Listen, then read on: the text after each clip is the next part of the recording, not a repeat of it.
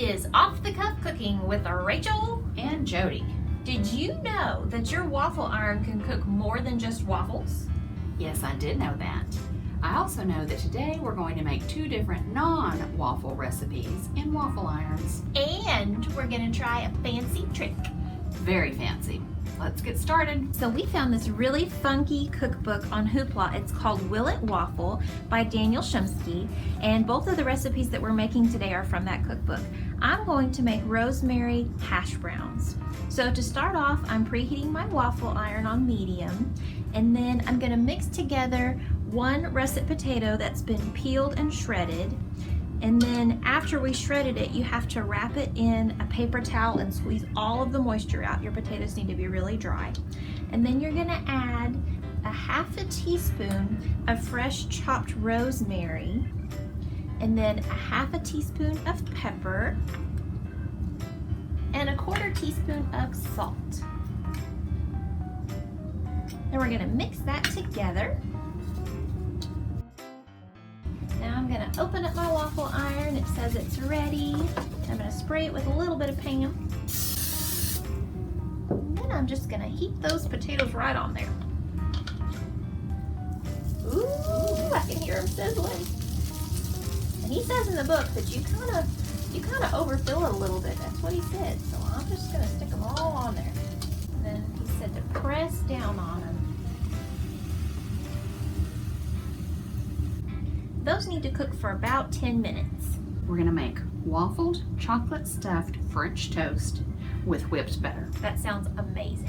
So we're gonna start with ½ cup of milk, 2 eggs, a 1/4 teaspoon of vanilla, but there's really no point in that. So I'm just gonna, pour some in. That looks great. And he doesn't ask for cinnamon, but I've never made French toast without it, so we're going to take 1 slice of our brioche style bread. Yes, so it's a little bit sweet. We're going to soak the one side. I'm going to go ahead and spray this before I soak the other side, because then I'm going to put it on the waffle iron. He called for a ½ cup to make 2 of the sandwiches and said to use less than half, because he says at the end you can open the little pocket and put more in if you want to. He says 3 to 4 minutes, and he says the egg on the inside will be done. We're gonna see if this is done, because, oh, look at that. That looks really good.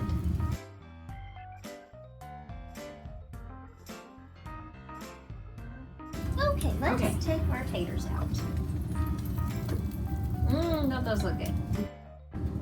I think we should try the potatoes first. Yep. It's really good. It is good. Let's try the French toast. Isn't that good? Okay, pretty. Now that French toast was good and it was sweet, but we need something sweeter now. Okay, Let's make some cookies. let's do it. So this Will It Waffle book had a recipe in there for making cookies in your waffle iron. And I didn't want to make cookie dough, but I had this in my fridge. So I thought, well, let's use that and just see how that goes.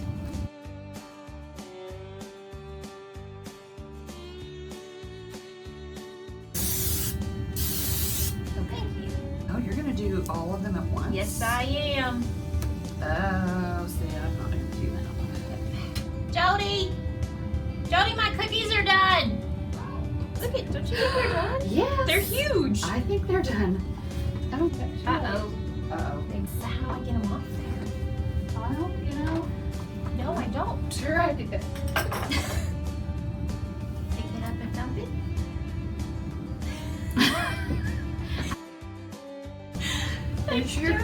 I'm gonna cook the small cookies. Okay, you do what you want. I have learned from your experience. Did you try it? Yeah, it's good. It's not cooked. It needs a big slab of ice cream and it'd be like amazing. Oh, this is terrible. It smells burnt. I'm not a fan of this.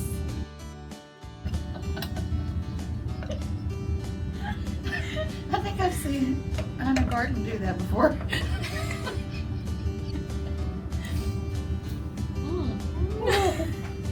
That was worse than the French toast. Oh dear.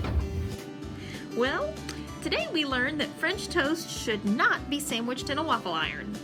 Yes, and also you should bake your cookies in the oven. Definitely. But the hash browns were yummy. So yummy. Thanks for watching another episode of Off the Cuff Cooking. You can check out Will It Waffle from Hoopla. Maybe you'll have better luck than we did. See the link in the description if you're feeling brave.